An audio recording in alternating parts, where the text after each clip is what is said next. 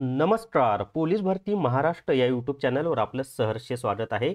या व्हिडिओमध्ये आपण पोलीस भरतीमध्ये अंकगणितावर विचारलेले जे प्रश्न आहेत त्या प्रश्नांची उत्तरं स्पष्टीकरणासह पाहणार आहोत. म्हणजे पोलीस भरती मॅथ्स याची माहिती आपण या व्हिडिओमध्ये पाहणार आहोत. आणि आजच्या व्हिडिओमधील सगळ्याच्या सगळे उदाहरणं हे शेकडेवारी या टॉपिकवरचे आहेत, हे लक्षात असू द्या.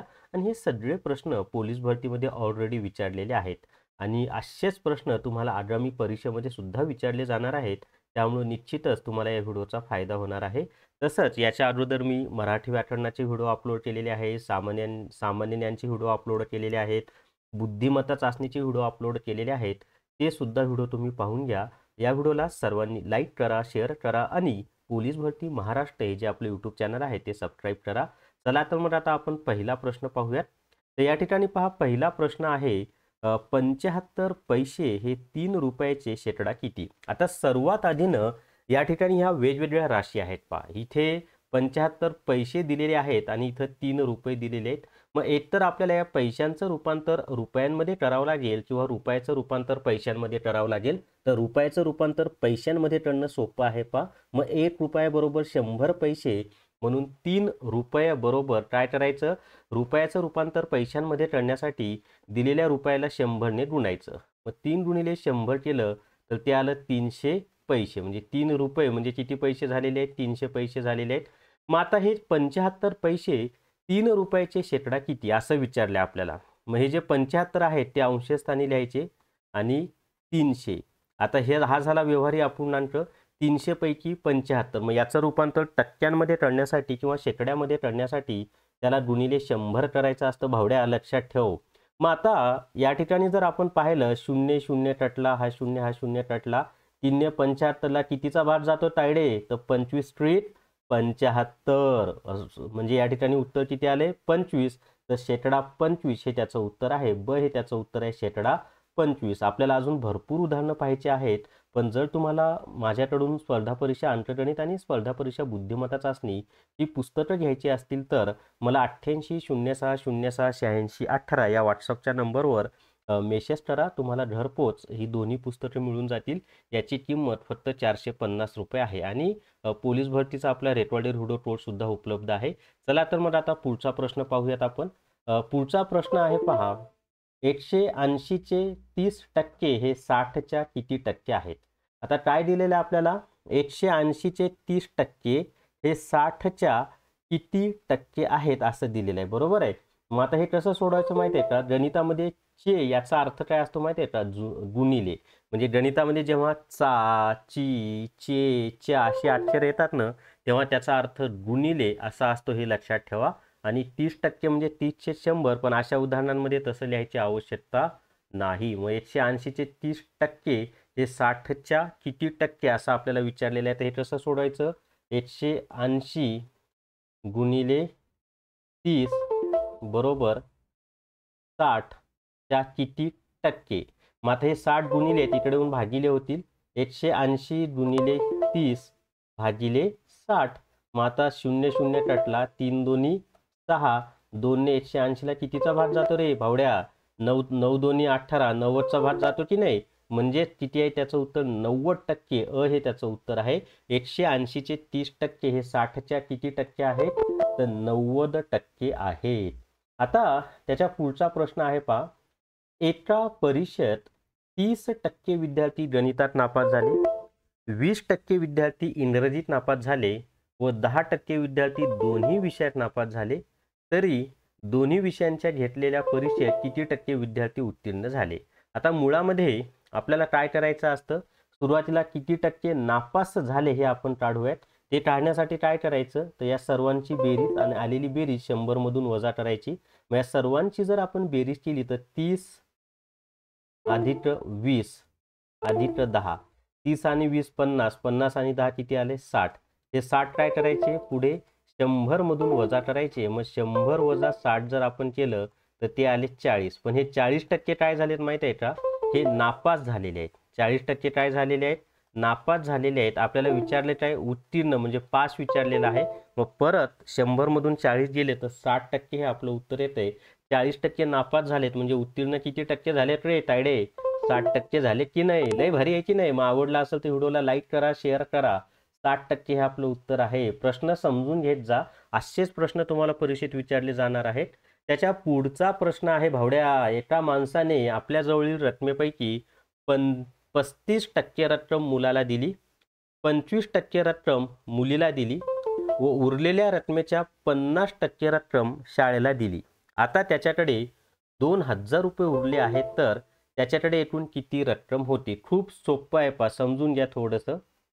इतकं सोपं आहे ना मित्रांनो, ॲक्च्युली उदाहरण वाचलं की अवघड वाटतं मुलांना. सर्वात आधी काय करा माहिती आहे का, की 35% रक्कम मुलाला दिली आणि 25% रक्कम मुलीला दिली. किती टक्के रक्कम दिली? 35 अधिक 25 जर आपण केलं तर ते आलेलं आहे पहा, 60% रक्कम ही आपल्या मुलाला आली, मुलीला दिली. आणि उर्वरित रक्कम त्यांनी काय केलं, उर्वरित रकमेच्या 50% रक्कम शाळेला दिली. आता त्याच्याकडे किती रुपये शिल्लक आहेत? 2,000. एक लक्षात ठेवा, 50% म्हणजे निम्मे. मग जी काही उर्वरित रक्कम आहे 40%, म्हणजे 60% मुलाला आणि मुलीला दिली, म्हणजे 40% रक्कम त्याच्याकडे राहिली. त्या 40% रकमेच्या 50% म्हणजे निम्मे कुणाला दिले? शाळेला दिले. आणि त्याच्याकडे 2,000 रुपये राहिले, म्हणजे त्याच्याकडे उरलेली रक्कम किती होती? 2,000 अधिक 2,000 बरोबर 4,000. पण हे 4,000 कोणत्या तरी संख्येचे 40% आहे की नाही? कारण त्याने मुलाला आणि मुलीला दिलेली रक्कम 35% आणि 25% म्हणजे एकूण 60%. मग समजा त्याच्याकडे 100 रुपये असतील, त्या 100 रुपयामधले त्यानं 60 रुपये आपल्या मुलाला आणि मुलीला दिलेले आहेत, तर उर्वरित रक्कम किती झाली? 40% झाली की नाही? आणि ती 40% रक्कम ही 4,000 रुपये. 4,000 का आहे? तर आत्ता त्याच्याकडे 2,000 रुपये आहेत. पण केव्हा 2,000 रुपये आहेत? जेव्हा उरलेल्या रकमेच्या 50% म्हणजे निम्मी रक्कम शाळेला दिल्यानंतर 2,000 आहेत. म्हणजे उरलेली रक्कम किती झाली? 2,000 अधिक 2,000 बरोबर 4,000. मग ती संख्या समजा एक्स माना. त्या एक्सचे 40% म्हणजे किती आहेत रे भावड्या? 4,000 आहेत. मग आता हे 40% म्हणजे 40/100 बरोबर आहे की नाही? 40% म्हणजे 40/100. हे भागिले आहे की नाही? पलटी मारा. शेतामध्ये नांगरताना पलटी मारतो की नाही, तसं याची पलटी मारा, की 100 अंशस्थानी लिहा, 40 छेदस्थानी लिहा. मग एक्स बरोबर हे सॉरी 4,000 आहेत. 4,000 गुणिले 100 भागिले 40. मग हे जर सोडवलं, 0 0 कटला, 4 1 4, 100 आलं. 100 गुणिले 100 म्हणजे किती रे? 10,000 येतात. मग आपलं किती उत्तर आहे? 10,000 रुपये त्याचं उत्तर आहे. सोपं आहे की नाही? एकदम सोपं, लय सोपं असतं रे. फक्त समजून घ्यायचं असतं. एवढा अभ्यास जर व्यवस्थित केला, सगळ्या गोष्टी समजून गेल्या ना, असे सोप्या पद्धतीनं तुमचे उत्तर येतील. आता पहा, मिनलला एका परीक्षेत 200 गुण मिळाले.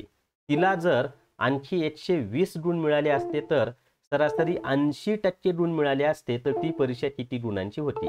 आता ती परीक्षा किती गुणांची होती आपल्याला माहित आहे का भावड्या? नाही माहित ना. मग ट्राय कर, माहित आहे का गणितामध्ये किती गुणांची होती? तर 8 गुणांची होती. अशी कर. त्याला 200 गुण मिळालेले आहेत. आणखी किती गुण मिळाले? तर 120 गुण मिळाले, तर किती होणार आहे? 80%. मग 200 अधिक 120 जर केलं तर ते होणार आहे 320. मग ते 320 म्हणजे कोणत्या तरी संख्येचे 80% आहे की नाही? मग ती संख्या एक्स मानली. त्या एक्सचे 80% म्हणजेच 80/100. हे कायम लक्षात ठेवायचं. कोणतीही संख्या टक्क्यात दिलेली असेल तर ती संख्या अंशस्थानी लिहायची आणि छेदस्थानी 100. 80% म्हणजे 80/100 आणि ते किती येतात? 320 येतात. मग परत हे 100 भागिले पुढे जाऊन गुणिले होतील, 80 गुणिले पुढे जाऊन भागिले होतील. मग एक्स बरोबर 320 गुणिले 100 भागिले 80. 0 0 कटला. मग 8 1 8, 8 चोट 32, 40चा भाग गेला. 40 गुणिले 10 केलं तर 400 रुपये. किती आलं तायडे उत्तर? 400 रुपये आले की नाही? लय भारी आहे की नाही? शॉर्टकट 400 रुपये हे तुमचं उत्तर आहे. चला अजून पुढचा प्रश्न पाहूयात आपण. पण त्याच्या आधी एक छोटीशी जाहिरात, की जर तुम्हाला पोलीस भरती रेकॉर्डेड व्हिडिओ कोर्स विकत घ्यायचा असेल तर प्ले स्टोअरवरून विठ्ठल जोशी ॲप डाउनलोड करा आणि पोलीस भरती रेकॉर्डेड व्हिडिओ कोर्स विकत घ्या. फक्त 300 रुपयामध्ये हा कोर्स उपलब्ध आहे. याच्यामध्ये अंकगणित, बुद्धिमत्ता चाचणी, मराठी व्याकरण सर्वांची माहिती व्यवस्थित दिलेली आहे. जीके PDF स्वरूपात दिलेलं आहे आणि पोलीस भरतीला जसे प्रश्न येतात ना, तशी सगळी माहिती याच्यामध्ये आहे. याच्यातले बरेचसे प्रश्न तुम्हाला पोलीस भरतीला जशाच तसे येणार आहेत. तसंच गणित आणि बुद्धिमत्ता चाचणीची पुस्तकं सुद्धा उपलब्ध आहेत. त्यासाठी 88 06 06 86 18 या व्हॉट्सअपच्या नंबरवर गणित बुद्धिमत्ता चाचणी पुस्तक म्हणून मेसेज करा. फक्त 450 रुपयामध्ये ही दोन्ही पुस्तकं तुम्हाला घरपोच मिळून जातील. आणि पोलीस भरतीला जशाच तसे प्रश्न यातले येणार आहेत, तुम्हाला हे लक्षात असू द्या. चला त्याच्या पुढचा प्रश्न पहा. आता भावड्या पुढचा प्रश्न पाहून घे लवकर आणि व्हिडिओला लाईक कर. पुढचा प्रश्न आहे पहा. काही विशिष्ट किमतीला 15 किलो तांदळाची खरेदी होते. माहित नाही किंमत किती आहे. त्या विशिष्ट किमतीला किती किलो तांदूळ खरेदी केला जातो? 15 किलो. जर ही किंमत 50% वाढवली, म्हणजे ही किंमत किती टक्क्यांनी वाढवली? 50% वाढली, तर तेवढ्याच रकमेत किती तांदूळ खरेदी करता येईल? पहा आता कसं सोडवायचं ते. आता असे जे प्रश्न असतात ना, ते खूप सोपे असतात सोडवायला, पण त्यासाठी बेसिक नॉलेज व्यवस्थित पाहिजे आणि हे फसवे प्रश्न असतात. आता या ठिकाणी काय करायचे भावड्या आपल्याला? काही विशिष्ट किमतीला 15 किलो तांदळाची खरेदी होते. मग आता समजा ती किंमत आहे 10 रुपये प्रति किलो. मग 10 रुपये प्रति किलोनं 15 किलो तांदूळ घेतला तर 10 गुणिले 15 केलं तर किती येते? ते 150 आलं. आता ही किंमत 50% वाढली, मग 10चे 50% म्हणजे 5 होतात की नाही? मग नंतर किंमत किती होणार आहे? आधी जर 10 असेल आणि ती किंमत जर 50%ने वाढली तर 5 रुपयानं वाढली, म्हणजे नंतरची किंमत 10 अधिक 5 15 रुपये. तर तेवढ्याच रकमेत म्हणजे 150 रुपयामध्येच आधी 10 रुपये किलो प्रमाणे 15 किलो तांदूळ आला होता. मग 10 रुपयाच्या ऐवजी 50% रक्कम वाढली, म्हणजे 15 रुपये किलो तांदूळ झाला. तर 15 रुपये किलोने 150 रुपयामध्ये किती तांदूळ येणार आहे? तर 150 भागिले 15 केलं तर 15 × 15 राहिलेला शून्य देऊन टाका. 10 किलो तांदूळ येणार आहे. हे त्याचं उत्तर आहे 10 किलो. सोपं होतं की नाही? समजून घ्यायचं असतं त्यासाठी. चला पुढचा प्रश्न आहे आता. एका संख्येच्या 2.5% जर 8 असेल तर ती संख्या कोणती? आता ती संख्या आपल्याला माहित नाही. 2.5% म्हणजे काय माहिती आहे का? हे आधी समजून घ्या. 2.5% म्हणजे काय? तर 2.5%. 2.5% म्हणजे काय? 2.5% हे समजून घ्या. किंवा त्याला तुम्ही असे म्हणू शकता, 2.5% म्हणजे 2.5. मग याचं जर रूपांतर आपल्याला करायचं झालं तर ते कसं होणार आहे? 2.5/100. मग पुढे कसं होणार आहे? हा दशांश चिन्ह टाळायचं असेल तर कसा टाळायचं माहिती आहे का? अंशस्थानचा दशांश चिन्ह टाळायचं असेल तर दिलेल्या संख्येतील दशांश चिन्ह काढून टाकायचं आणि दशांश चिन्हानंतर जेवढे अंक असतील तेवढे शून्य छेदस्थानी द्यायचे. मग इथं दशांश चिन्हानंतर 5 हा एकच अंक आहे म्हणून छेदस्थानी 1 शून्य द्या. 25/1000 ते होणार आहे. मग आता एका संख्येच्या, ती संख्या आपल्याला माहित आहे का? नाही माहित. मग ती संख्या 8 आहे असं समजा. तिची 2.5% म्हणजेच 25/1000. ते 2.5% म्हणजे 25/1000 कसं ते मी वर सोडून दिले. ते किती आहेत? 8. मग आता हे जर आपण सोडवलं 1000 भागिले पुढे जाऊन गुणिले होतील की नाही रे भावड्या? मग x बरोबर 8 गुणिले 1000 भागिले 25. मग आता 25 × 25, 25 चोट 100, राहिलेला शून्य देऊन टाका. 8 चोट 32, 320 ही ती संख्या आहे. किती नंबरचं उत्तर आहे? हे त्याचं उत्तर आहे 320. लय भारी आहे की नाही? लय भारी आवडला असेल तर मग ठोक ना लाईक आणि पाठव तुझ्या मित्रासोबत. जास्तीत जास्त व्हिडिओ शेअर झाला पाहिजे बरं का. बस भाडे 20% वाढवले, पुन्हा काही महिन्यांनी 10% वाढवले, तर मूळ भाड्यात वाढ किती झाली? आता पहा कसं सोडवायचं ते. आता या स्वरूपाचा प्रश्न कसा सोडवायचा माहिती आहे का? सुरुवातीला वाढ कितीनं झालेली आहे? 20नं. अधिक नंतरची वाढ कितीनं झाली? 10ने. अधिक अंशस्थानी पहिली वाढ गुणिले दुसरी वाढ आणि छेदस्थानी 100. हा फॉर्म्युलाच लक्षात ठेवा या स्वरूपाचा प्रश्न असेल तर. मग 0 0 कटला, हा 0 हा 0 कटला. 2 गुणिले 1 केलं तर 2. 20 अधिक 10 किती आलं रे? 30. 30 अधिक 2 काय उत्तर येतंय? 32 हे आपलं उत्तर आहे. किती नंबरचं ऑप्शन आहे? हे त्याचं उत्तर आहे. 32 हे त्याचं उत्तर आहे. कसं सोपं आहे की नाही? इतक्या सोप्या पद्धतीने मी गणित शिकवतो रे. मग व्हिडिओ जास्तीत जास्त पाहत जा. असेच नवीन नवीन व्हिडिओ येणार आहेत आपले. पुढचा प्रश्न आहे 3 किलोग्रामचे 2.5% म्हणजे किती? आता मी तुम्हाला आधीच सांगितलं होतं 2.5% म्हणजे किती? 2.5% म्हणजेच 25/1000 वरच आपण पाहिलं होतं की नाही? मग 3 किलोग्रामचे आपल्याला ग्रॅममध्ये करायचे की नाही? 1 किलोग्राम बरोबर 1000 ग्रॅम. मग 3 किलोग्रामचं रूपांतर ग्राममध्ये करण्यासाठी त्या 3ला 1000 ने गुणावं लागेल. मग 3 गुणिले 1000 केलं तर ते आलं 3000. मग या 3000चे 25% म्हणजेच 25/1000. मग आता 25/1000 जर आपण केलं तर ते काय होणार आहे माहिती आहे का? हे 3 शून्य आणि हे 3 शून्य कटले. 25 75. हे त्याचं उत्तर आहे 75 ग्रॅम हे त्याचं उत्तर आहे. सोपं होतं की नाही? चला त्याच्या पुढचा प्रश्न पाहूयात आता. 10वा प्रश्न आता तुम्हाला स्क्रीनवर दिसेल आणि 10वा प्रश्न आहे पहा. पुढचा प्रश्न आहे पहा. महेशचा पगार अमोलपेक्षा 20% कमी आहे, तर अमोलचा पगार महेशपेक्षा किती टक्के जास्त आहे? मग आता अमोलचा पगार महेशपेक्षा किती टक्के जास्त आहे असं विचारलंय की नाही आपल्याला. मग आता इथं पहा, महेशचा पगार अमोलपेक्षा 20%ने कमी आहे. मग समजूयात आपण. समजा अमोलचा पगार किती आहे? 100 रुपये आहे. मग आता महेशचा पगार अमोलपेक्षा 20% कमी आहे की नाही. मग अमोल जर 100 रुपये असेल तर महेशचे किती होणार आहेत? 100 वजा 20 किती रुपये पगार होणार आहे? 80 रुपये पगार होणार आहे. बरोबर आहे. मग आता महेशचा पगार झाला 80 रुपये, अमोलचा पगार आहे 100 रुपये. मग आता 80 पेक्षा 100 रुपये कितीनं जास्त आहेत? 20 जास्त आहे की नाही.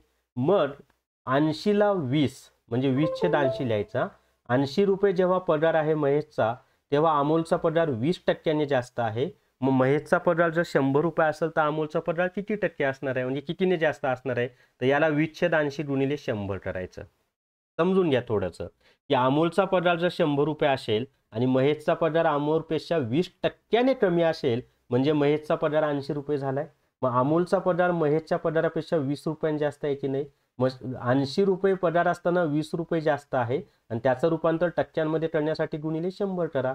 मग 20 × 20, 20 चोट 80, 4 × 4, 25 चोट 100. काय उत्तर येणार आहे? 25%ने जास्त आहे. समजलंय सर्वांना? अतिशय सोप्या पद्धतीनं शिकवलेलं आहे. जर तुम्हाला पोलीस भरती रेकॉर्डेड व्हिडिओ कोर्स विकत घ्यायचा असेल तर प्ले स्टोरवरून विठ्ठल जोशी ॲप डाउनलोड करा आणि पोलीस भरती रेकॉर्डेड व्हिडिओ कोर्स विकत घ्या. तसंच स्पर्धा परीक्षा अंकगणित आणि स्पर्धा परीक्षा बुद्धिमत्ता चाचणी ही 2 पुस्तकं विकत घ्यायची असतील तर 8806068618 या व्हॉट्सअपच्या नंबरवर गणित बुद्धिमत्ता चाचणी पुस्तक म्हणून मेसेज करा. तुम्हाला घरपोच ही दोन्ही पुस्तकं मिळून जातील फक्त 450 रुपयामध्ये.